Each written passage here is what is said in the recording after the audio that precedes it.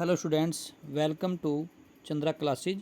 और मैं एस के चंद्रा आज आपके लिए टीजीटी कॉमर्स के लिए महत्वपूर्ण प्रश्न लेकर आया हूँ।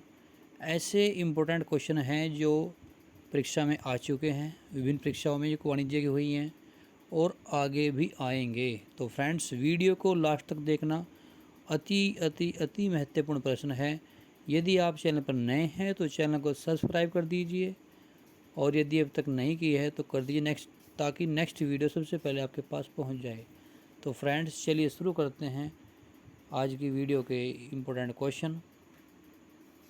तो पहला प्रश्न देखिए, यहाँ पर ये दिया है कि भारतीय साझेदारी अधिनियम का निर्माण हुआ है। ऑप्शन ए 1956 में, बी 1961 में, सी 1972 में, या डी सन 1932 में। तो राइट आंसर इसका ऑप्शन डी, सन 1932। भारतीय साझेदारी अधिनियम 1932 में हुआ है साझेदारी अधिनियम का निर्माण। ठीक है, तो चलिए नेक्स्ट क्वेश्चन देखते हैं। क्वेश्चन नंबर नेक्स्ट जो है, अवकाश प्राप्त या मृत साझेदार को ऋण के रूप में छोड़ी गई राशि पर ब्याज दिया जाता है। अर्थात ऐसा जो साझेदार जिसने साझेदारी से अवकाश प्राप्त कर लिया है, जो छोड़कर चला गया है, या मृत साझेदार, तो उसको फर्म में को ऋण के रूप में छोड़ेगी राशि। अर्थात जो उसकी पूंजी है, पूंजी के जो अतिरिक्त धन उसने दिया है, पूंजी से अतिरिक्त धन जो उसने दिया है, उस पर जो राशि है उस पर क्या ब्याज दिया जाता है। तो राइट आंसर उसके ऑप्शन बी हो जाएगा। यहाँ पर 6% वार्षिक रूप में उसको ब्याज दिया जाएगा। ठीक है फ्रेंड्स, चलिए आगे चलते हैं। नेक्स्ट क्वेश्चन, ये क्वेश्चन बैंकिंग का है, बड़ा अच्छा क्वेश्चन है। निम्न का सही मिलान कीजिए। ऑप्शन यहाँ पे देखिए, एक तरफ बैंकों के नाम हैं और दूसरी तरफ उनकी क्या है, उनकी जो स्थापना दी गई है। तो पहला क्वेश्चन पहला देखें IFCI, और दूसरा सिडबी, IDBI, नाबार्ड। तो इनको मैच करना है, सही मिलान करना है निम्न का कोड का प्रयोग करते हुए। तो देखें, ये IFCI की जो स्थापना हुई थी वो 1948 में हुई थी। तो राइट आंसर इसका बी हो जाएगा यहाँ पर। दूसरा सिडबी की स्थापना, सिडबी जो small industry development bank of India है, जिसकी फुल फॉर्म है, इसकी जो स्थापना हुई थी सिडबी की 2 अप्रैल 1990 में हुई थी। इसका मुख्यालय कहाँ पर है, ये लखनऊ में है। तीसरा IDBI की स्थापना 1 जुलाई 1964 में हुई थी। तो इसका यहाँ पर डी हो जाएगा। और लास्ट जो नाबार्ड है, जो कृषि के लिए सबसे ज़्यादा ऋण देता है, तो नाबार्ड की स्थापना 12 जुलाई 1982 में हुई है। तो ये जो नाबार्ड है बहुत ही इंपॉर्टेंट क्वेश्चन, इससे काफ़ी क्वेश्चन मिलते हैं एग्जाम में। तो इसकी स्थापना के साथ साथ कुछ भी पूछ सकता है, 2-3 क्वेश्चन और, कि नाबार्ड की फुल फॉर्म पूछ लेगा कि नाबार्ड क्या है। यह कृषि के लिए एक सर्वोच्च बैंक है, ये एक बैंक है। और ये भी क्वेश्चन पूछा जाता है कि नाबार्ड की जो स्थापना है कौन सी पंचवर्षीय योजना में हुई है। तो यहाँ पर इसका आंसर हो जाएगा 6ठी पंचवर्षीय योजना। तो राइट आंसर देखिए यहाँ पर जो है BCDA। तो BCDA यहाँ पर जो है ऑप्शन सी, यहाँ पर सी हो जाएगा। BCDA, ना ए है ना बी है ना डी है।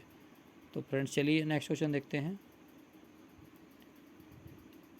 निरंतरता की अवधारणा के अनुसार एक व्यवसाय की अवधि होती है। देखो, जो लेखांकन की अवधारणाएं हैं, जो सिद्धांत अवधारणाएं हैं, उसके अनुसार क्या है कि जो व्यवसाय है, जो बिजनेस है, उसकी जो अवधि होती है वार्षिक होती है, द्विवार्षिक होती है, अनवरत होती है, एवं असीमित और या लेखा अवधि तक। तो यहाँ पे अवधारणा के अनुसार जो व्यवसाय है वह निरंतर चलता जाएगा, अर्थात अनवरत एवं असीमित समय तक, उसकी कोई सीमा नहीं है वो कब तक चलेगा, ये माना जाता है। तो राइट आंसर ऑप्शन सी हो जाए यहाँ पर। निरंतरता की अवधारणा का मतलब है कि जो व्यवसाय है, बिजनेस है, वह अनंत तक चलता जाएगा। ठीक है, चलिए फ्रेंड नेक्स्ट क्वेश्चन देखते हैं। क्वेश्चन नंबर यहाँ पर 5 है।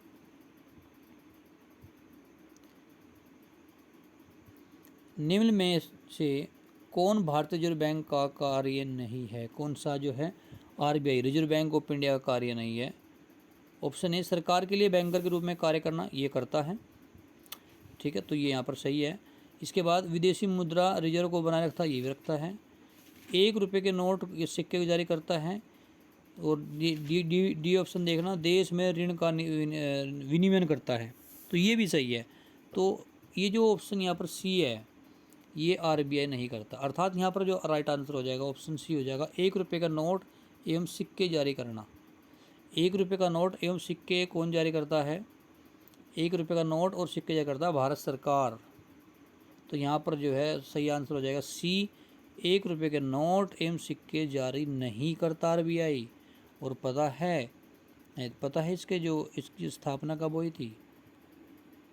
इसकी स्थापना हुई थी अप्रैल 1935 में, और इसका मुख्यालय कहाँ पर है? मुंबई में है। तो चलिए नेक्स्ट क्वेश्चन देखेंगे। वर्तमान में भारत में कितने सरकारी बैंक हैं?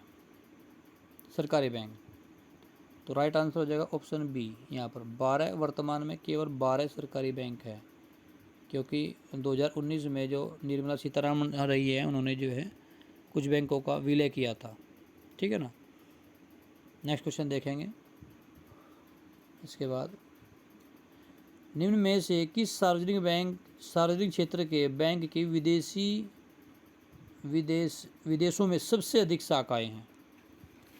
कौन से बैंक के जो गवर्नमेंट जो सरकारी बैंक है उसकी जो विदेशों में शाखाएं हैं? तो यहाँ पर जो राइट आंसर हो जाएगा ऑप्शन बी, यहाँ पर सही हो जाएगा bank of Baroda. Bank of Baroda की जो शाखाएं हैं विदेशों में सबसे ज़्यादा है।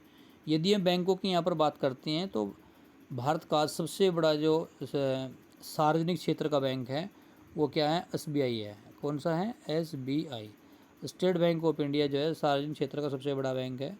इसके बाद नंबर 2 आता है किसका? पीएनबी का आता है। और यदि प्राइवेट बैंक की बात करते हैं तो सबसे बड़ा जो प्राइवेट बैंक है कौन सा है? एचडीएफसी बैंक है।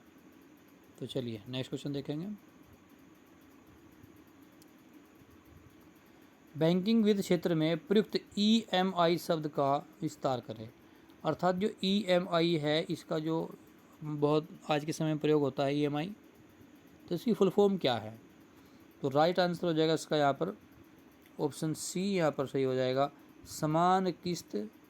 समान मासिक किस्त, equal monthly instalment. Equal monthly instalment इसका जो है फुल फॉर्म हो जाएगा। तो ऑप्शन सी समान मासिक किस्त इसका यहाँ पर जो आंसर हो जाएगा। तो चलिए नेक्स्ट क्वेश्चन देखते हैं। बैंक दर निम्नलिखित में से किसके द्वारा तय की जाती है? बैंक दर, तो ये बड़ा कन्फ्यूजन वाला क्वेश्चन है, कुछ स्टूडेंट कन्फ्यूज रहते हैं। तो ये क्वेश्चन वेरी इंपॉर्टेंट है कि बैंक दर को कौन जारी करता है?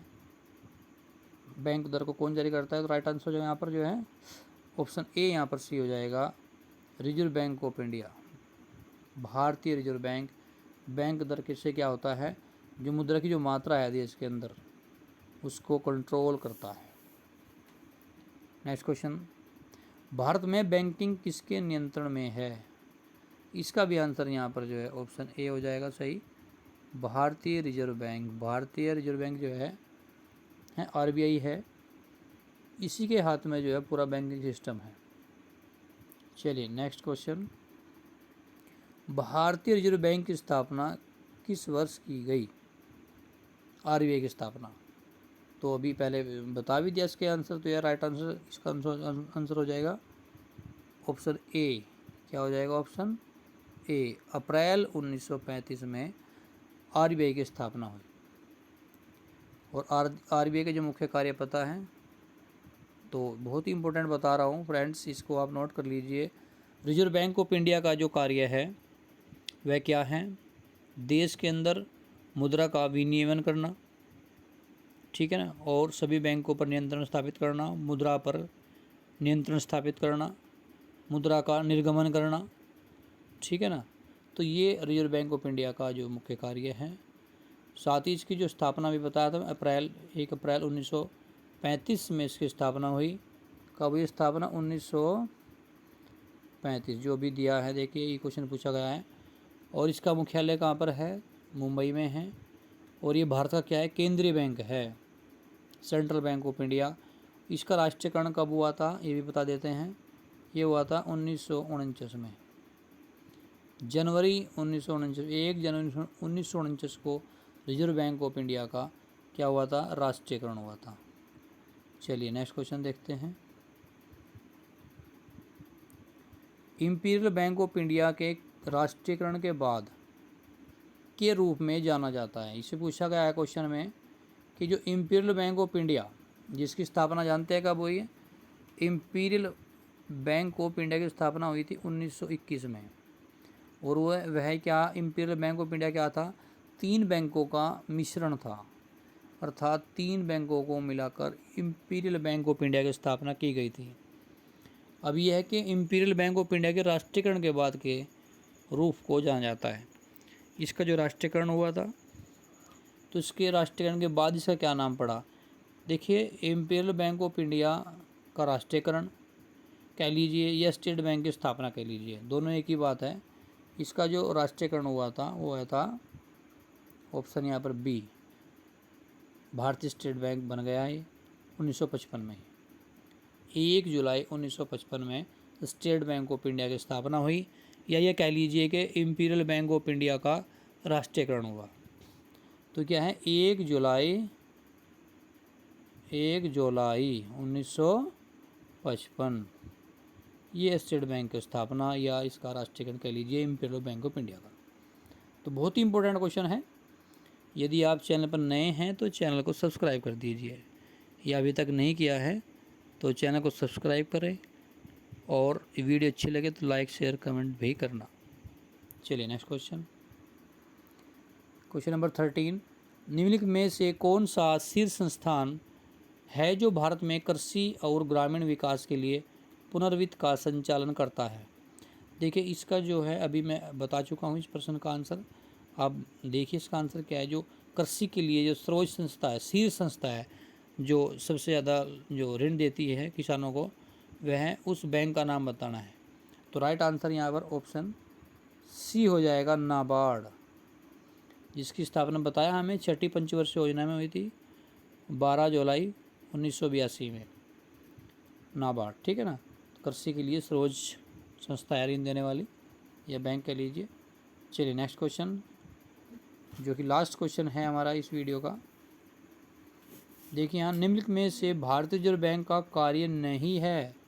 इसका मतलब जो एक कार्य है जो आरबीआई का नहीं है, बाकी सभी कार्य रिजर्व बैंक ऑफ इंडिया के हैं। ऑप्शन देखो पढ़ लेते हैं सारे। सरकार के लिए बैंकर के रूप में कार्य करता है, ये भी सही बात है। विदेशी मुद्रा का विदेशी मुद्रा रिजर्व को बनाए रखना, ये भी रखता है। और 1 रुपये के नोट सिक्के को जारी करना, देखो ये कार्य ये नहीं करता। ये क्वेश्चन शायद ये क्वेश्चन रिपीट हो गया है, कोई बात नहीं। और लास्ट है देश में ऋण का विनिमय करना। तो सही आंसर क्या हो जाएगा, ऑप्शन सी, 1 रुपये का नोट और सिक्के जारी नहीं करता। बाकी जो 3 काम ही हैं वह इसके हैं। 1 रुपये का नोट और सिक्के कौन जारी करता है, भारत सरकार। ठीक है ना, जो भारत सरकार गवर्नमेंट ऑफ इंडिया जो है, भारत सरकार इसको 1 रुपये का नोट और सिक्के जारी करता है। बाकी मुद्रा का जो इश्यू करता है वो रिजर्व बैंक ऑफ इंडिया करता है, जिसका मुख्यालय कहाँ पर है, मुंबई में। ठीक है, तो फ्रेंड्स यदि वीडियो अच्छे लगे तो एक लाइक ज़रूर करना। Thank you for watching video. बहुत जल्द हमारा नेक्स्ट वीडियो आएगी।